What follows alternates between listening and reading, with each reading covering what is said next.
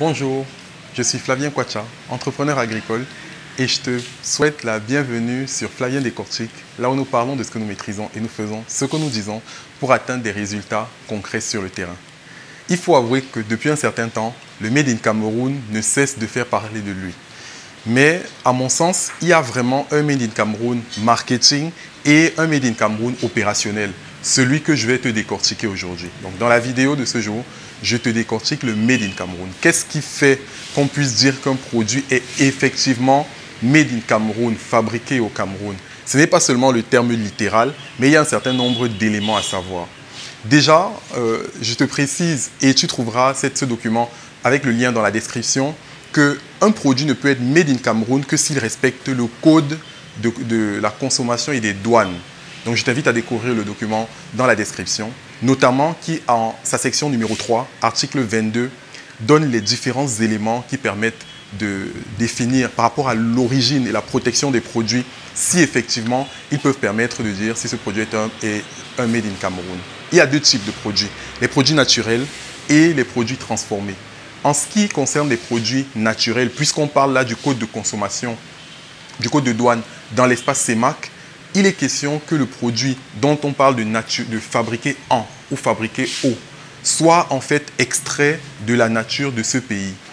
Et en ce qui concerne les produits transformés, il est question notamment que la dernière transformation qui ait donné lieu à cet état dans lequel se trouve le produit ait eu lieu dans cet espace et qu'on soit capable de prouver, donc que le producteur soit capable effectivement de le prouver.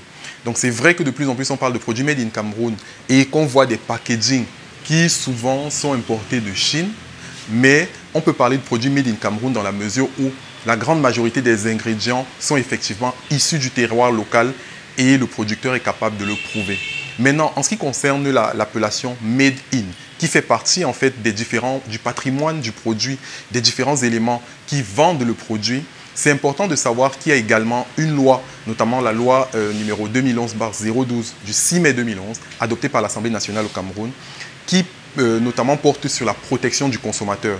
Parce qu'il est important que les producteurs de produits ou ceux qui les vendent, comme par exemple dans cet espace sur lequel nous sommes aujourd'hui, transmettent la bonne information et que le client ait le libre choix pour pouvoir dépenser son argent avec bien sûr capacité de rétroaction s'il s'engage, s'il estime qu'il n'a pas été satisfait par le produit en question. Donc je te mets également le lien pour avoir cet article, cette loi, notamment dans la description de la vidéo, pour que tu comprennes effectivement quels sont les droits et les devoirs que tu as en tant que consommateur ou en tant que producteur, notamment de produits made in Cameroun. Maintenant, le dernier élément que je vais préciser dans cette vidéo-là, il ne suffit pas de dire un produit est made in Cameroun parce qu'il y a un ingrédient dans le produit qui est made in Cameroun. C'est une sorte de label aussi. Donc, je vais prendre l'exemple de deux pays. Dans un pays comme la Chine, notamment qui aujourd'hui a une appellation plutôt mitigée, c'est-à-dire que les produits qui sont dits made in China, on a plutôt l'impression que ce ne sont pas des produits de bonne qualité par rapport à la réputation qui a été acquise par les produits précédents. Ce qu'ils font aujourd'hui, c'est que les labels made in China ne sont acquis que par des produits qui sont manufacturés sur des espaces directement sous la juridiction de la République populaire de Chine. Mais il y a également des produits qui sont fabriqués ailleurs et qui, dans les mêmes conditions que ceux qui ont été confectionnés en Chine, ont également le bénéfice du même label. Dans un pays par ailleurs comme la France, qui aujourd'hui a une appellation Made in France relativement considérée sur le plan qualitatif, s'est rendu compte qu'il ne pouvait pas produire tous les produits demandés par les personnes qui les consomment, mais a créé un label notamment qui n'est plus fabriqué en France, mais qui est fabrication française.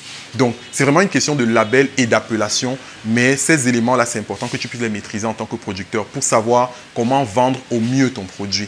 J'espère que toi aussi, tu pourras développer de nombreux produits made in Cameroun. N'hésite vraiment pas, si tu as des produits intéressants, à les achalander dans des espaces comme celui-ci, qui notamment sont portés par des associations. Ici, nous sommes notamment dans l'Association nationale des producteurs, inventeurs, artisans et transformateurs de produits Made in Cameroun, qui est basée à l'école publique. Tu trouveras également dans la description de la vidéo le numéro de téléphone du fondateur de l'association qui, à mon sens, sera, je n'en doute point, très ravi d'accueillir tes produits ici très bientôt.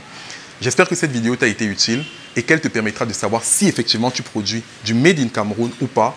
Comment produire du Made in Cameroun selon la loi, mais pas selon le marketing. Je te souhaite beaucoup de courage dans ce que tu fais et à très bientôt pour ma prochaine vidéo.